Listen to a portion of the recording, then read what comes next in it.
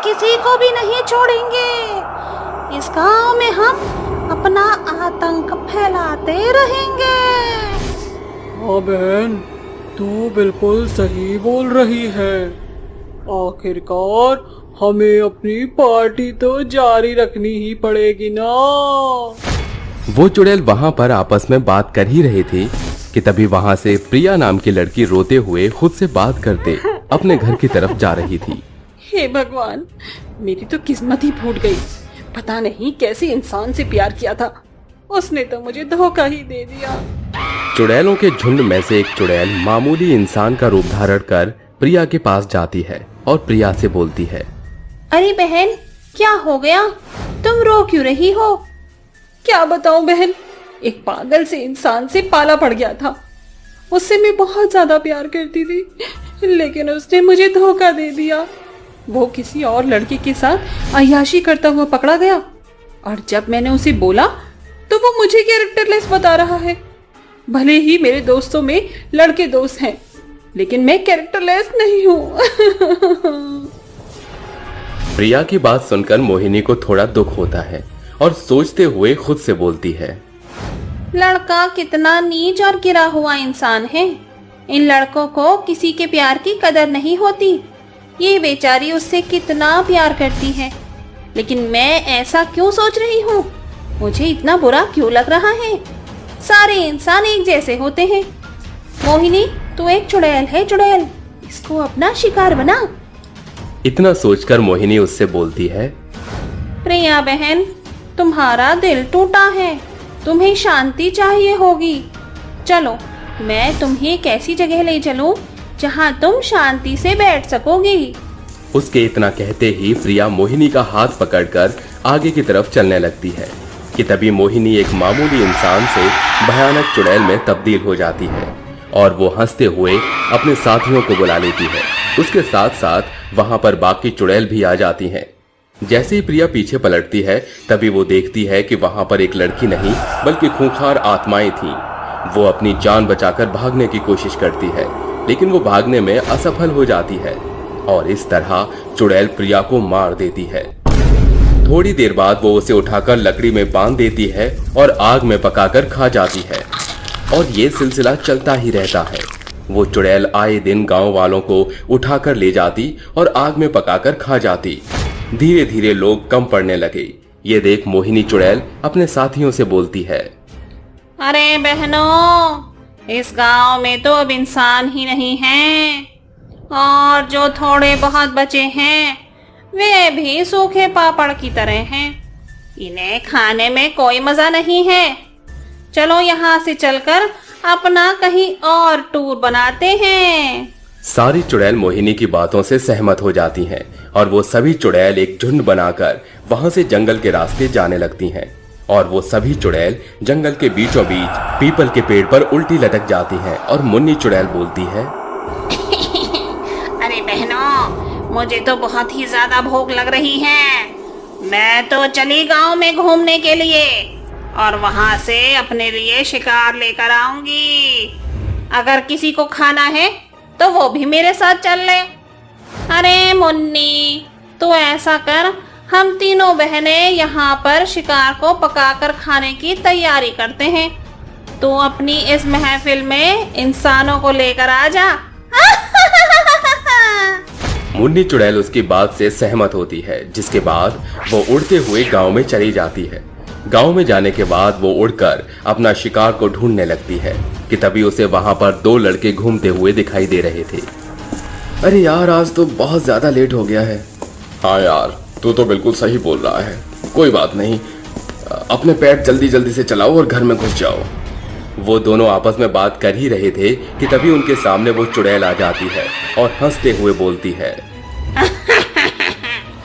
अब तुम दोनों नहीं बचोगे। मैं तुम दोनों को अपनी पार्टी में ले जाऊंगी, क्योंकि वो हमारी एक किट्टी पार्टी है।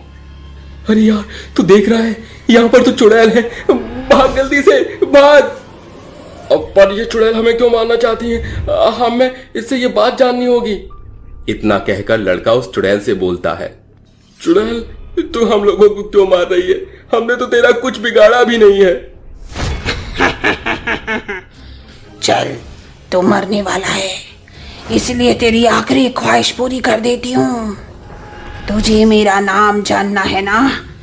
कोई बात नहीं, मैं तुझे सारा सच बता दूंगी, लेकिन यहाँ नहीं, हमारी पार्टी में। इतना कहकर चुड़ैल उसको अपने दोनों हाथों से उठाकर हवा में उड़ाते हुए अपने चुड़ैलों के झुंड में ले जाती है। वो दोनों चुड़ैल के झुंड को देखकर डर जाते हैं। डर के मारे भागने की कोशिश करते हैं, लेकिन वो भागने में कामयाब नहीं हो पाते और वो सारी चुड़ैल उनको मार देती हैं और एक आग के चारों तरफ घेरा बनाकर उन दोनों को पकाकर खाने लगती हैं। खाते हुए चुड़ैलों की हंसी ठिठोली चल रही थी। देखा बहना, मैं तो 2 इंसानों को लेकर आई हूँ। अरे तो क्या हो गया? तू लेकर आई तो सबसे ज्यादा मांस और इंसानों का खून भी तो तुझे ही मिल रहा है। अरे बस भी करो, क्यों बेचारी मुन्नी को परेशान कर रही हो? आखिर वो हम सभी में सबसे छोटी है, उसके बाद भी वो 2 इंसानों को पकड़ कर लाई है। ये तो बहुत ही अच्छी बात है ना।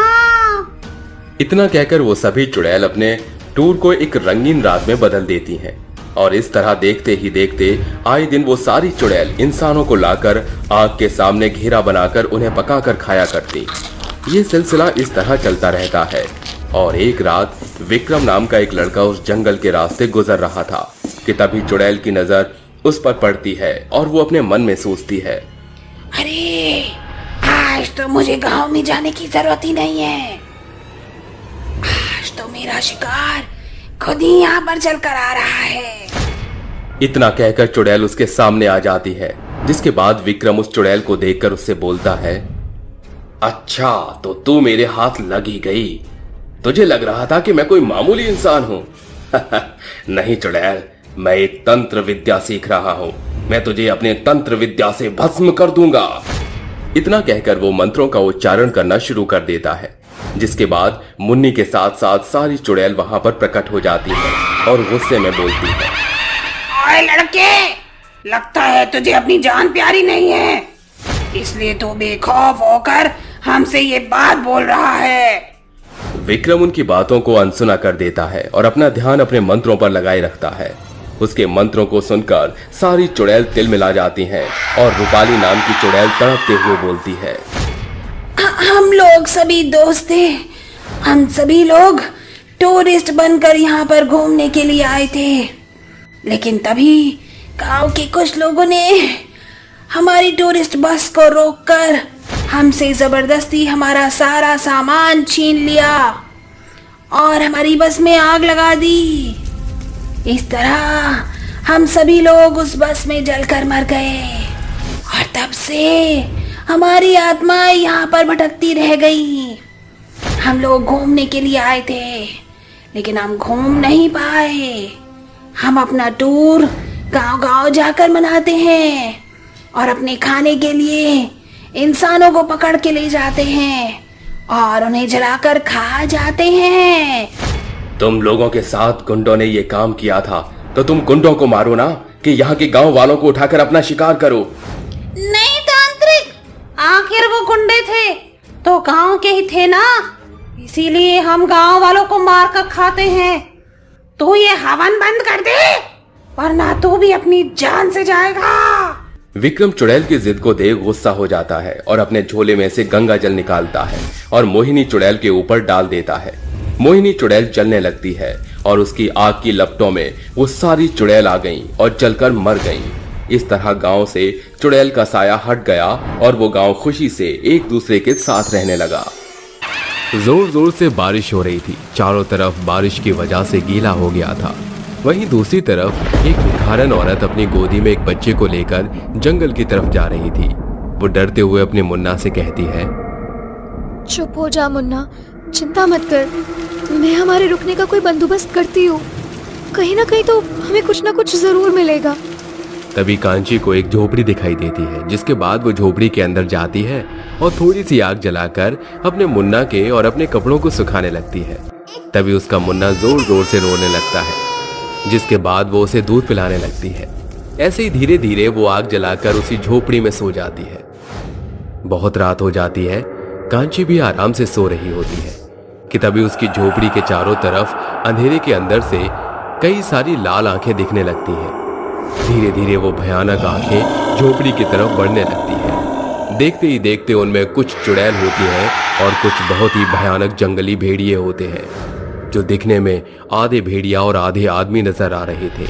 तभी अचानक से वो सभी भयानक भेड़िए जोर से चिल्लाने लगते हैं। आओ मेरे जंगली भेड़ियों, शिकार को हमारे पास लेकर आओ। चुड़ैल अपने जंगली भेड़ियों को झोपड़ी के अंदर भेजती है, जिसके बाद वो दोनों जंगली भेड़िए उस औरत को मारकर बाहर लेकर आते हैं और उसके बच्चे को चुड़ैल के हवाले कर देते हैं। उस औरत के हाथ पैर बांधकर एक डंडे में लटका लेते हैं, जिसके बाद एक तरफ से एक भेड़िया उस औरत को उठाता है, दूसरी तरफ से दूसरा भेड़िया उसे उठाता है। दोनों चुड़ैल उन्हें अपने साथ ले चलने का हुक्म देते हैं। चलते चलते वे जंगल के बीचों बीच पहुंच जाते हैं, जहां चुड़ैलों की बस्ती होती है। उस औरत को देखकर सारी चुड़ैलें जोर जोर से चिल्लाने लगती हैं। हा हो हैया हो, हा हो हैया हो, ले आओ, जल्दी ले आओ, इसे आग पर भूनो और हमें खाने को दो। वो दोनों भयानक भेड़िए उस औरत को आग की लपटों में भूनने लगते हैं, जिसके बाद चुड़ैलों की बस्ती के सभी लोग उस औरत का शरीर बहुत ही बेरहमी से खाने लगते हैं। आखिरी में जो बचा कुचा होता है, इंसान जैसे दिखने वाले भेड़िए खा जाते हैं। वो भेड़िए चुड़ैलों के गुलाम होते हैं, जो उनके इशारों पर चलते हैं। तभी चुड़ैलें आपस में बात करती हैं। इंसानों का मीट खाकर बहुत मजा आया। मैं तो अभी भी भूखे रह गई हूँ, मुझे और मीट खाना है। जंगल के सभी जानवरों को हम खा गए हैं, अब तो केवल गांव ही बचा है। जब तक गांव जाकर शिकार नहीं करेंगे, हमें कुछ खाने को नहीं मिलेगा। तो इंतजार किस बात का है? गांव जाकर अपना अपना शिकार खुद ढूंढते हैं, बहुत मजा आएगा। तभी आधे इंसान जैसे दिखने वाले भयानक भेड़िए भागने लगते हैं और जंगल को चीरते हुए गांव पहुंच जाते हैं। वही चुड़ैलें भी उनके पीछे पीछे गांव पहुंच जाती हैं और जिसके बाद वो गांव के लोगों को मारने लगती हैं। आओ मेरे भेड़ियों, हमारे लिए इंसानों का शिकार करो। मैं तुम्हें आदेश देती हूँ। जैसे ही चुड़ैलें भेड़ियों को आदेश देती हैं, वैसे ही भेड़िए खूंखार आवाज निकालते हुए गांव के लोगों को पकड़ पकड़ कर मारने लगते हैं। पूरे गांव में भगदड़ मच जाती है, जिसके बाद गांव के कुछ लोग भागते हुए अपने घरों में जाकर छुप जाते हैं। बाकी के लोग मारे जाते हैं, जिन्हें जंगली भेड़िए डंडे में बांधकर चुड़ैलों के साथ जंगल के बीचों बीच ले जाते हैं और फिर से उन्हें उसी प्रकार से आग की लपेट में भूनकर खाने लगते हैं। सभी लोग मिल बांट के गांव के लोगों को खा जाते हैं। वहीं दूसरी तरफ पूरे गांव में भयानक भेड़िए और चुड़ैलों का खौफ गांव के लोगों के दिलों में बस जाता है। अरे भाई, मैं तो जा रहा हूं ये गांव छोड़कर। तुम लोगों को रहना है तो रह लो। पता नहीं वो जंगली चुड़ैलें कहां से आई हैं और क्यों गांव के लोगों को मार रही हैं, और क्या पता कब दोबारा से आकर हम लोगों को मार दे। अरे मुखिया जी, आपको तो हमारा साथ देना चाहिए। अगर आप ही हमारा साथ छोड़कर चले जाओगे तो हम गांव वाले क्या करेंगे? अरे मुखिया गया तेल लेने, मैं अपनी जान बचाऊंगा, समझे? तुम्हें रहना है इस नरक में तो रहो, मुझे कोई फर्क नहीं पड़ता। ये कहकर मुखिया अपना सामान पैक करता है और उसी समय अपने परिवार को लेकर गांव से भाग जाता है। वहीं दूसरी तरफ गांव के सभी लोग मिलकर इस परेशानी का समाधान सोचने लगते हैं। अरे कैसी जंगली चुड़ैल थी, उनकी जुबान देखी थी तुमने, कितनी लंबी थी। हे भगवान, ये कैसा संकट आ गया है हम लोगों पर। हम अपना घर छोड़कर कैसे जा सकते हैं? गांव वालों, मेरे साथ चलो। हमें इस बात का पता लगाने के लिए गंगूबाई के पास जाना होगा। गंगूबाई कई सालों से इस गांव में रह रही हैं और उसे गांव की हर एक चीज के बारे में पता है। वो हमारी मदद जरूर करेंगी।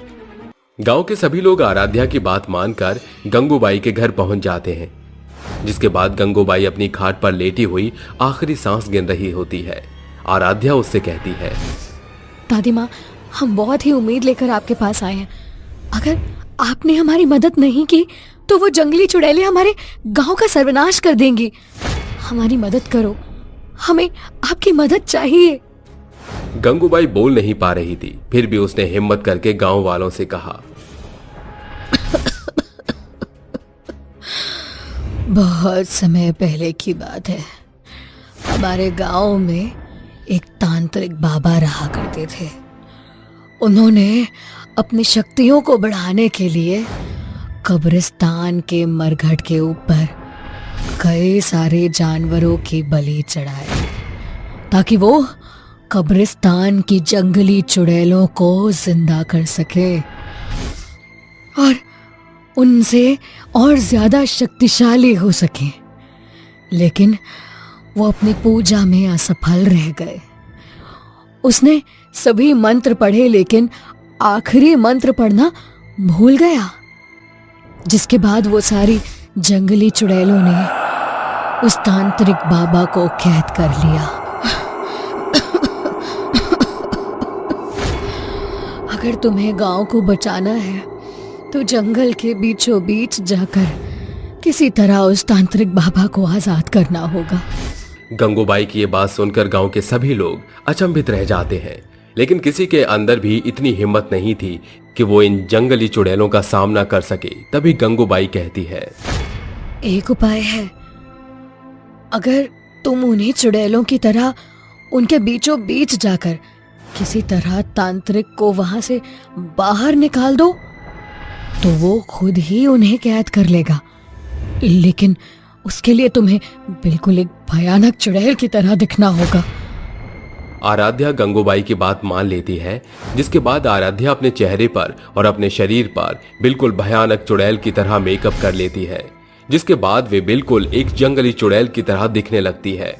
तभी आराध्या की माँ क्रांति उसके पास आती है और कहती है, बेटा, तूने क्यों इस कदम को उठाया है? अगर तुझे कुछ हो गया तो मैं क्या करूंगी? माँ, आप मेरा इंतजार मत करना। ये कहकर आराध्या जंगल की तरफ निकल जाती है, जिसके बाद धीरे धीरे वो जंगल के बीचों बीच पहुंच जाती है, जहां वो दूर से खड़ी होकर जंगली चुड़ैलों की बस्ती को देखने लगती है। वहीं बीचों बीच उन्होंने एक पिंजरे में तांत्रिक बाबा को कैद कर रखा था। मौका देखकर आराध्या उन्हीं के बीचों बीच हो जाती है, जिसके बाद वे सभी चुड़ैलें उसे अपने जैसा समझने लगती हैं और उसे भी खाने को मीट देती हैं। आराध्या अपने दिल पर पत्थर रखकर चुड़ैलों का दिया हुआ मीट खाने लगती है और मौका देखते ही तांत्रिक बाबा का पिंजरा खोल देती है, जिसके बाद आराध्या तांत्रिक बाबा को उसकी जरूरत की सभी चीजें एक थैले में पकड़ा देती है। तभी तांत्रिक बाबा एक मंत्र का जाप करते हैं, ओम नमो नमो नमो शिरोमणि चुड़ैल भस्महु स्वाहा। ओम नमो नमो नमो शिरोमणि चुड़ैल भस्महु स्वाहा। मंत्र का जाप करते ही चुड़ैल कमजोर पड़ने लगती है, जिसके बाद तांत्रिक आराध्या से कहता है, अब जो मैं करने वाला हूं उसके साथ तुम्हें मुझे आग लगाना होगा, वरना हम उन चुड़ैलों से कभी भी छुटकारा नहीं पा सकेंगे। आराध्या तांत्रिक की बात मान जाती है, जिसके बाद तांत्रिक अपना मुंह खोलने लगते हैं।